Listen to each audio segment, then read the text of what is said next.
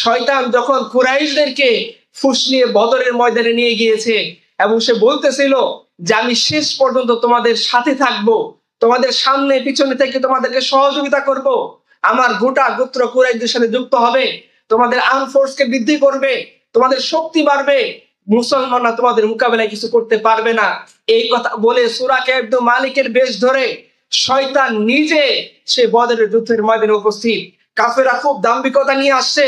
ওই দিক দিয়ে আবু সুফিয়ান তিনি তখন মুসলমান হন না, তিনি খবর পৌঁছায় দিয়েছেন যে ঠিক আছে, আমি তো বাহিনী নিয়ে আমার মাল সামানা নিয়ে ইয়েমেনের যে মাল সামানাটা তারা ধরতে চাইছিল সেটাকে নিয়ে তো আমি মদিনায় মক্কায় চলে এসেছি, তোমরা ফোর্সে চলে আসো, যুদ্ধ করার দরকার নেই। শয়তান অনবরত আবু জেহেলকে ফুসলাচ্ছে যে যাও নিজেদের দাম্ভিকতা প্রকাশ করো, আজকে যদি কুরাইশ যুদ্ধ না করে বদরের ময়দান থেকে ফিরে যায়, পৃথিবীর ইতিহাস বলবে যে কুরাইশরা এসেছিল মুসলমানদের সংখ্যা থেকে ভীত হয়ে, তারা বদরের ময়দান থেকে যুদ্ধ না করে চলে গিয়েছে।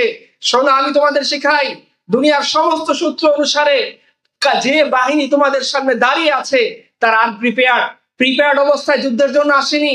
শুধু মুহাম্মদ সাল্লাল্লাহু আলাইহি ওয়াসাল্লাম তাদেরকে বলছেন চলো আবু সুফিয়ানের বাণিজ্য কাফেলা আক্রমণ করতে হবে। এই ঘোষণা শোনার সাথে সাথে যারা প্রস্তুত ছিলেন, কেউ তরোয়াল হাতে, কেউ ধনুক হাতে, কেউ খালি হাতে, উট ভাগ করে 3, 4, 5 জন মিলে এক একটা উট নিয়ে তারা অপ্রস্তুত অবস্থায় ময়দানে আসছেন।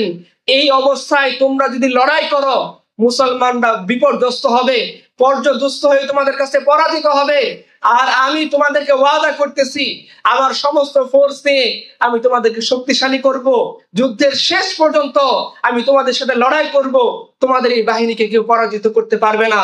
শয়তানের এই সমস্ত ওয়াসওয়াসা পেয়ে আবু জেহেল তখন দাম্ভিকতার সাথে ময়দানের ভিতরে সবাইকে বলতেছিল, কুরাইশরা যারা ফিরে যেতে চাও তারা শুনে রাখো, তোমরা কাপুরুষ ছাড়া কিছুই নও, যারা মৃত্যুকে সামনে থেকে ভয়ে চলে যাচ্ছ। আমি আবু জেহেল লড়াই করব, আর যে মেয়ে আছে সে ফিরে যাক মক্কায়, আমি একাই লড়াই করব।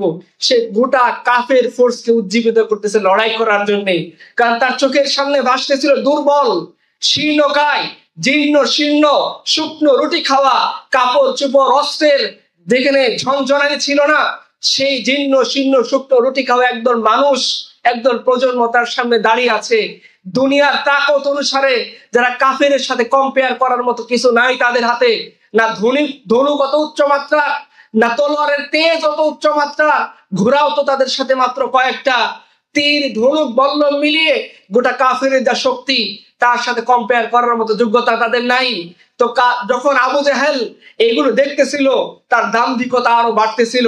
সে মনে করতেছিল যে না, আজকে মুসলিম ফোর্সকে আমার হাত থেকে কেউ রক্ষা করতে পারবে না। শয়তান তাকে অনবরত ফুসলাচ্ছিল, যাও লড়াই বাদ দিয়ে যাতে অন্য কোনো সমাধান তোমার গোত্র না খুঁজে বের করে এই ব্যাপারটা তুমি ট্যাকেল দাও। সে ঠিকই তার গোটা কুরাইশ শক্তিকে মোটিভেটেড করে ফেলছে যে ঠিক আছে, যুদ্ধই হবে সমাধান। মুসলমানদের ফোর্স দাঁড়িয়ে গিয়েছে। পৃথিবীর ইতিহাস সাক্ষী, যখন মুসলমানদের এই জীর্ণ শীর্ণ ফোর্স রাসূলুল্লাহ সাল্লাল্লাহু আলাইহি ওয়াসাল্লামের নেতৃত্বে যুদ্ধের জন্য দাঁড়িয়ে গিয়েছে, আবু জেহেল ওই যুদ্ধের মধ্যে তার জিল্লতি সহকারে মৃত্যু হয়েছে। ছোট দুইটা বাচ্চা মাজ এবং ওয়াস আবু জেহেলকে ধরাশায়ী করে ফেলেছে। আব্দুল ইবনে মাসউদ গিয়ে আবু জেহেলের কর্তৃত মস্তক রাসূলুল্লাহ সাল্লাল্লাহু আলাইহি ওয়াসাল্লামের সামনে উপস্থাপন করেছে। যে শয়তান এসেছিল সূরা কাব ইবনে মালিকের বেশ ধরে, তার অবস্থা কি হয়েছে যে সে তখন পালিয়ে যাচ্ছিল, হিশাম তার পিছু নিয়েছে। শয়তান, তুমি কোথায় যাও?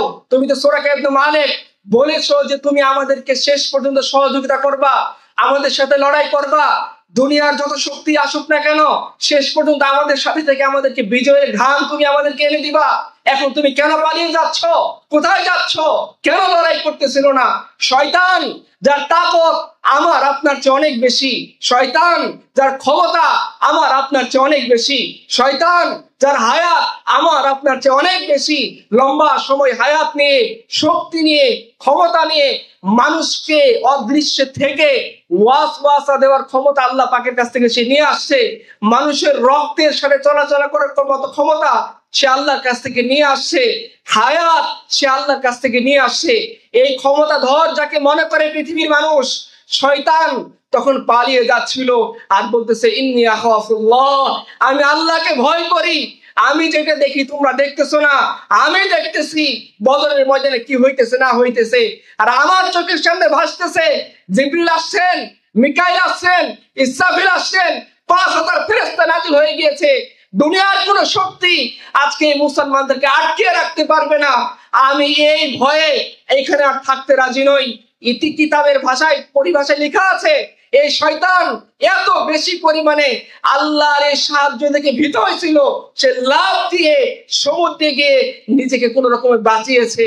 দুনিয়ার তাকত, দুনিয়ার গণিত, দুনিয়ার সূত্রকে মিথ্যা প্রমাণ করে দিয়ে মুসলমানরা বদরের ময়দানে বিজয় নিয়ে আসছে।